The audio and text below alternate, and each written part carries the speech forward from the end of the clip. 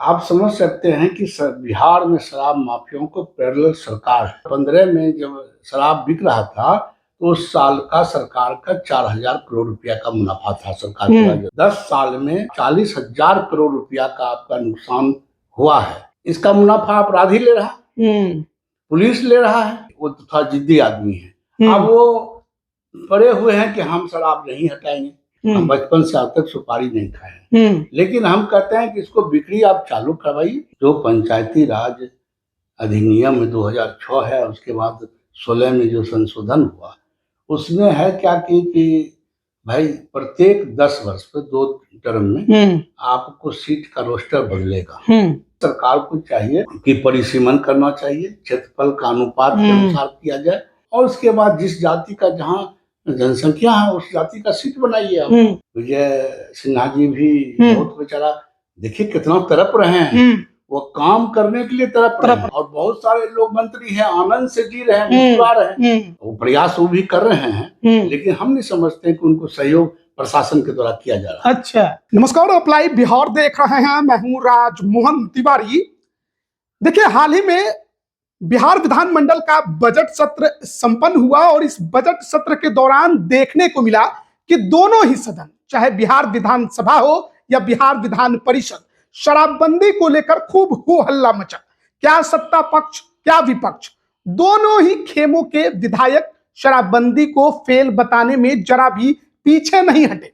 और वहीं आपको यह भी बता दें कि इस साल बिहार में पंचायत का चुनाव है और उस पंचायत के चुनाव को लेकर रोस्टर को पर बड़े बड़े विवाद भी उठने लगे हैं।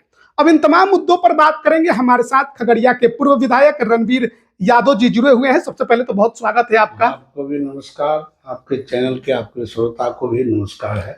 आप बिहार विधानसभा का बजट सत्र आपने देखा, जिस प्रकार सबसे ज्यादा हल्ला मचा वो बिहार में शराबबंदी को लेकर मचा।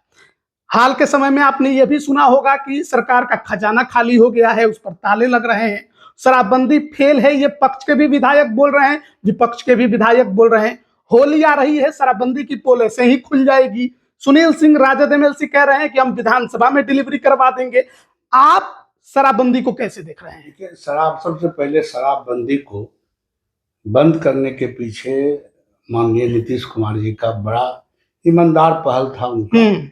और वो तो समाजवादी और गांधीवादी व्यक्ति हैं, और वे समाज में समाज की कुरीति को समाप्त करने के लिए वो शराबबंदी लागू किए थे 2016 में। लेकिन धीरे धीरे 2016 में शराबबंदी शुरुआत तो ठीक ठाक रहा, कुछ पुलिस के द्वारा टाइट भी हुआ, लेकिन भारी पैमाने पर पुलिस और शराब माफियाओं के बीच एक गठबंधन हो गया। शराब माफिया और पुलिस के माफिया गठबंधन हो गया पूरा।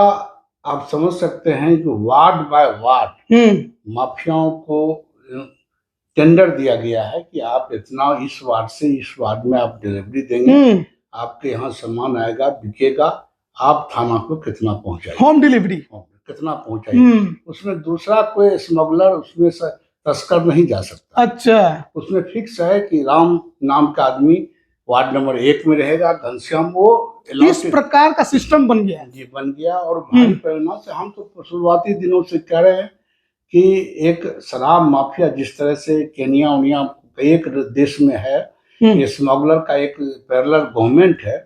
आप समझ सकते हैं कि बिहार में शराब माफियाओं को पैरेलल सरकार है। किसी को चुनाव हरवा सकता है, किसी को चुनाव जितवा सकता है, इस प्रकार का है। आपको बताते हैं, 2 आदमी का पैरेलल सरकार चल रहा है, एक शराब माफिया और जमीन माफियाओं।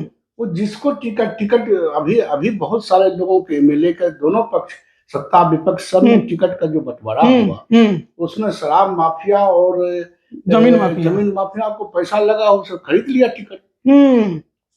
तो आप समझ सकते हैं कि बहुत भयावह स्थिति है समाज में। कर्पूरी ठाकुर जी वगैरह तो ऐसे नेता थे कि भाई वो सदन समाप्त हुआ तो गांव चले गए, और गांव जाते थे समान आदमी की तरह जाते थे, ज्यादा ताम झाम में नहीं जाते। विपक्ष का नेता रहे चाहे पक्ष का सत्ताधारी रहे, लेकिन अब तो वो है नहीं। आप एरोप्लेन से हेलीकॉप्टर से जाते हैं, आते हैं, आपको क्या पता है कि जमीन पर क्या हो रहा है। इस स्थिति है कि आप देखिएगा कि एक स्वस्थ नौजवान आपको गांव में नहीं मिलेगा, जो अच्छे अच्छे पहलवान होते थे, अच्छे अच्छे लोग कसरत करते थे, कोई नहीं बिहार में। बिहार उड़ रहा है, बर्बाद हो रहा है बिहार। नीतीश कुमार जी का ईमानदार मंशा पर पानी फिर रहा है। और सारे लोग पहले तो शुरुआती दिनों में कुछ नेता लोग भी ये धंधा में रहे, लेकिन काकूत पैसा कमा लिए, तो उसमें हम लोग जानते हैं कि कौन एमएलए एमपी इस धंधा में था। अब ये जानते हैं, लेकिन पैसा खूब कमा लिया तो छोड़ दिया। अभी आप 16 से आपका जो है शराबबंदी है, आप 1600 आप सर्वे करा लीजिए कि अरबपति खरबपति कैसे हो गया भाई। लोग उसको कोई रोजगार नहीं, कोई शिक्षा नहीं, दीक्षा नहीं, कोई टेंडर ठेकेदार नहीं। उसके बाद उसका सिर्फ आप एक घर का मूल्यांकन कर लीजिए, उसका इनकम टैक्स देखिए। 16 से पहले कोई इनकम टैक्स नहीं दे रहा था, अभी वो करोड़ों का इनकम टैक्स दे रहा है। तो ये शराब और जमीन का धंधा वाले से, और मुख्यमंत्री जी कहे थे कि हमारा जो है ना सो मोटो हम संज्ञान लेंगे और पता करेंगे कौन अवैध धन अर्जित किया है, उसके खिलाफ ईडी छापा मारेगा। लेकिन कहाँ वो सब तो फैल है, कहीं सिर्फ एक छोटा मोटा घूस लेने वाले को पकड़ रहे हैं। घूस लेने वाले तो व्यक्तिगत उसका नैतिकता खराब है, लेकिन शराब और जमीन के कारोबारी से आप समझ सकते हैं कि कितना लोगों को, नौजवान को खराब कर दिया है। सारे जो बेचने वाला पी रहा है, खरीदने वाला पी रहा है। और उसमें दो तरह का शराब है, एक तो जो जायज शराब है, जो जैसे इंग्लिश शराब है तो वो सही भी है, दूसरा यहाँ बन भी रहा है, देसी नहीं विदेशी बन रहा है। वो बोतल में रैपिंग करके सब कुछ करके नकली शराब बिक रहा है। एक तो उसमें महुआ है और गंदा पानी के साथ। हमारा खेत है एक गांव में, वो एक हमारा खेत 40-50 बीघा का है, उसमें पानी है, जलकर है मेरा। उसमें समझिए कि लोग बगल में बैठ के लोग शराब बना रहा है, वही गंदा पानी से बनाता है और बेचता है। वो अमीर हो गया, कोई पकड़ने वाला नहीं। कोई नहीं। हम तो कई एक बार पुलिस को कहे, कहाँ कोई पकड़, कहाँ ड्रोन चला गया। बोले थे कि ड्रोन से निगरानी करेगा। ड्रोन कितना ड्रोन है जो पकड़ा है अपराधी को? अभी तक ये बताइए। और आप जहां तक आप कहते हैं जान माल का भी क्षति हुआ है, अभी तक में लगभग 150 से ज्यादा लोगों का जान गई है शराबबंदी के बाद। कुछ घरेलू हिंसा रुका है, लेकिन घरेलू नौजवान बर्बाद हो गया है। कोरेक्स पी रहा है, लोग स्मैक पी रहा है, सुलेशन पी रहा है। समाज ही बिगड़ जाएगा। हम कहते हैं देश और राज्य का किससे निर्माण होता है? व्यक्ति है तब नहीं, जनसंख्या है तब ना। जनसंख्या ही खत्म हो जाएगा तो आपका राज खत्म हो जाएगा। आपने कहा कि नीतीश कुमार का ईमानदार पहल, तो क्या अब नीतीश कुमार उस अवस्था में नहीं है कि अपने इस ईमानदार पहल की निगरानी कर सकें? देखिए वो तो थोड़ा जिद्दी आदमी है। अब वो पड़े हुए हैं कि हम शराब नहीं हटाएंगे। हम सुपारी तक नहीं खाते हैं, शराब पीने की बात क्या है। हम बचपन से आज तक सुपारी नहीं खाए, लेकिन हम कहते हैं कि इसको बिक्री आप चालू करवाइए, ताकि लोग अपने ईमानदारी से लोग पी सके। और कम से कम सरकार का राजस्व प्रत्येक साल 15 में जब शराब बिक रहा था तो उस साल का सरकार का 4000 करोड़ रुपया का मुनाफा था सरकार का राजस्व। और आज तो बढ़ता। आप बताइए कि ये 10 साल में समझ सकते हैं कि आप 40,000 करोड़ रुपया का आपका नुकसान हुआ है। मैंने 15 का आंकड़े कर, अभी तो बढ़ के ज्यादा हो जाता है, 100 करोड़ को चला जाता हूँ। तो हम ये कहते हैं, और ये 100 करोड़ इसका मुनाफा अपराधी ले रहा है, पुलिस ले रहा है ना। तो हम समझते हैं कि सरकार नुकसान में चल रहा है, अपराधी और पुलिस फायदा में चल रहा है। तो इस पर कौन देखेगा? तो इसका मतलब शराबबंदी का एक ही उपाय है, एक ही समाधान है कि खोल दें या इसको सही तरीके से लागू करें। देखिए आप उसको खोलिए और एक, क्योंकि शराब समाज हित का चीज तो नहीं। देखिए आज हम जब छोटा थे, आज से 50 साल पहले, तो इंग्लिश पीने वाले को, हम लोग पहले इंग्लिश हिंदी नहीं जानते थे, तो शराब का दुकान शहर में एक खगड़िया अनुमंडल में मात्र एक था। आप एक कर दीजिए कि डॉक्टर से लिखा लो तुम, तुम 4 बजे से लेके, जैसे दिल्ली में है कितना बजे से इतना बजे तक बिकेगा, रोड पर नहीं पी सकते हो तुम। कहीं पर कहे थे कि भाई कहीं शराब मिल जाएगा तो ये थानादार सस्पेंड हो जाएगा। कितना थानेदार सस्पेंड हुआ? क्यों नहीं हुआ? कहाँ चला गया सब? आप जो बोले हैं सिर्फ उसी पर अमल हो, कायम रहिए तो शासन प्रशासन और समाज दुरुस्त हो जाए। हम शराब पीना बुरी बात है, इसको बताएगा कौन? इसको बताएगा, बताने वाला भी तो कोई होना चाहिए, बताने वाला भी तो कोई होना चाहिए। तो हम कहते हैं तो ये नहीं पिए नौजवान, ये तो कौन बताएगा? ये भी तो बताए कोई लोग। बिल्कुल। तो ये सारे चीज है, आपका जान माल का नुकसान है। शराबबदी से आपके पास जहाँ खजाना खाली क्यों है? आपका राज चल रहा है सिर्फ रजिस्ट्री से, जमीन बिक्री से। जमीन का रजिस्ट्री इतना कॉस्टली हो गया है, राजस्व इतना ज्यादा लग रहा है, जमीन का भाव इसीलिए बढ़ भी गया है।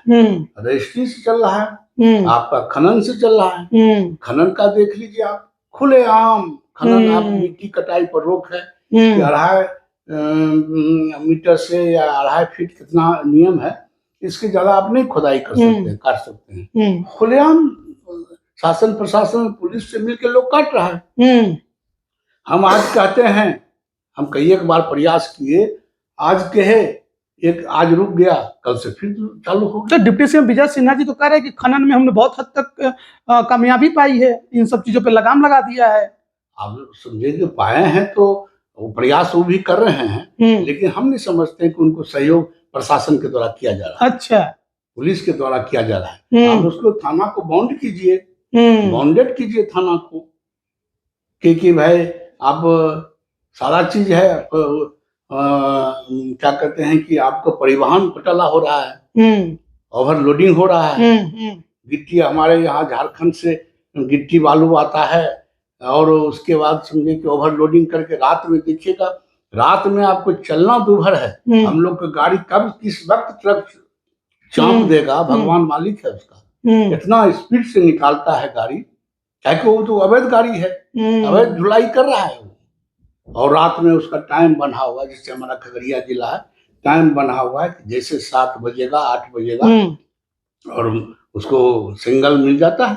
सिग्नल मिल गया और तुरंत उसका जो दलाल है वो फोन पर कहता है कि गाड़ी निकालो 2 घंटा के लिए। फिर 2 घंटा गाड़ी निकला, फिर 2 घंटा बंद हो गया, फिर 4 बजे भोर में चलेगा।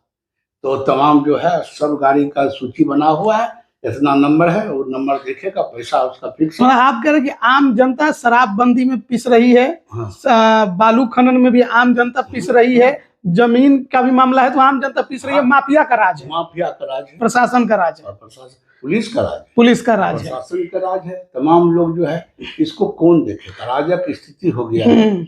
और नीतीश जी का ईमानदारी पर तो उनका कोई बात नहीं है।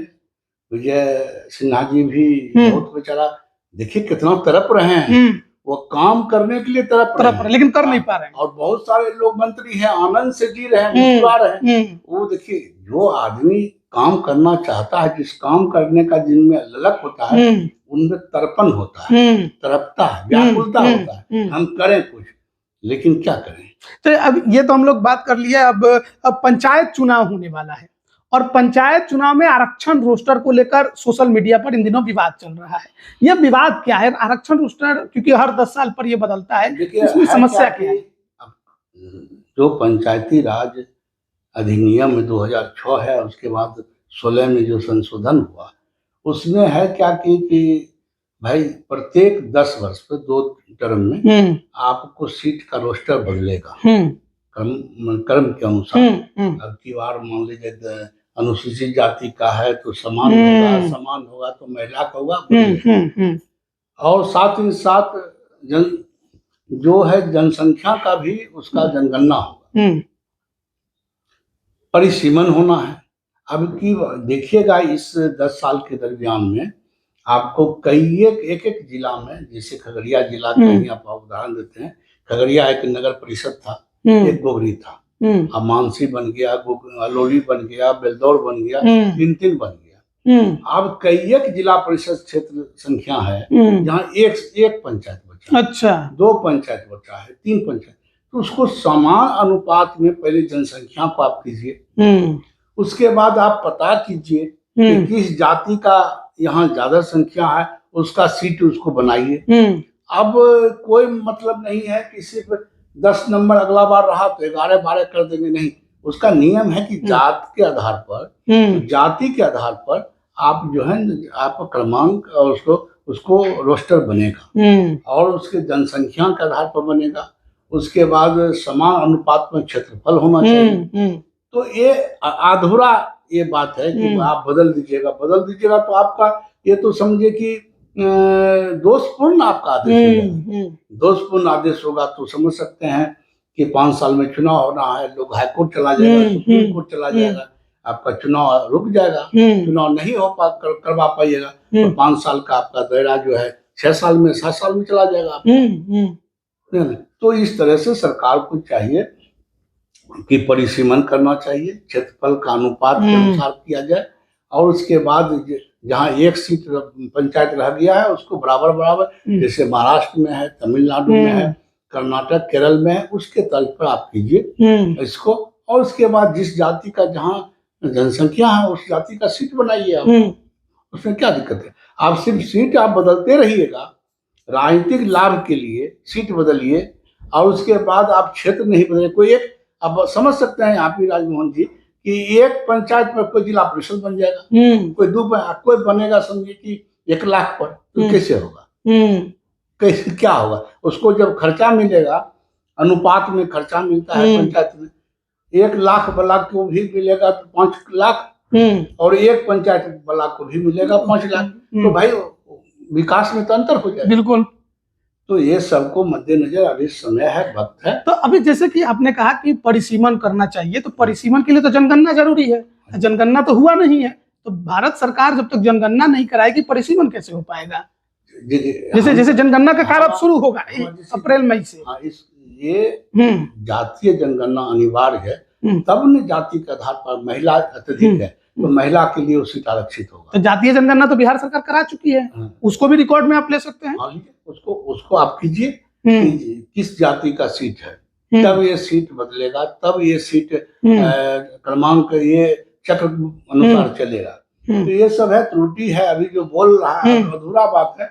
अगर ये सही 3 काम सरकार नहीं करेगी, क्षेत्रफल का दायरा ये समान अनुपात नहीं हो, जनसंख्या समान अनुपात नहीं होगा और जात के आधार पर बंटवारा नहीं करेगा, सीट तय नहीं करेगा, तो ये मामला फंस जाएगा। पंचायत सरकार को भी 6 महीना 7 महीना कुछ दिनों पहले आप पंचायती राज मंत्री से भी मिले थे, दीपक प्रकाश जी से, क्या इस पर कुछ बातचीत हुआ था उस समय? नहीं, उनको एक लिख के दिया गया है। अब कृष्णा जी जो हमारी पत्नी है वो जिला परिषद के अध्यक्ष हैं खगड़िया और पूरे बिहार के अध्यक्ष के भी अध्यक्ष हैं संघ का, तो उन्होंने लिख के भेजा है कि इस तरह से आप कीजिए तब आपका सही रहेगा। तो अब वो कितना को कर पाते हैं तो अभी फिर देखेंगे, फिर बैठक को अपना करेंगे। हम तो एक सौहार्द एक गए थे मिलने के लिए कि भाई नौजवान हैं, मंत्री बने हैं और हम लोग के भाई की तरह उपेंद्र कुशवाहा जी हैं, उनके